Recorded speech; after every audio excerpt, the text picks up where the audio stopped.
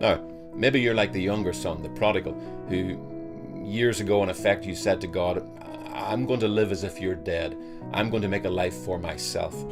Or maybe like me, you were like the elder son, who just kept trying to do the right things and avoid the wrong things, but ended up really empty, frustrated, and not a little angry at God. Because no matter how hard we try to do the right things, it never seems to be enough to earn us His life.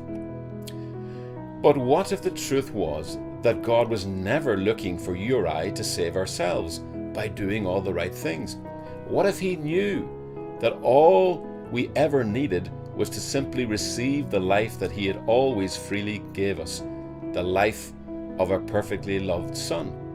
You see, if you read that story in Luke 15, you'll see that by the time the younger son arrived home in rags and smelling of the pigs he'd been looking after, he was still trying to save himself by what he could do. He pleaded with his father, "Let me work for you as a servant and pay you back what I owe you." But the father could not allow him to go there, for that would have been to send him back to the self-effort tree, wouldn't it? Instead, the father didn't even answer him. He just started to dress him once again, as only a son, not a servant, should be dressed. And I really feel that's what the gospel does. The gospel of God's grace addresses you, dresses you as a son, not as a slave.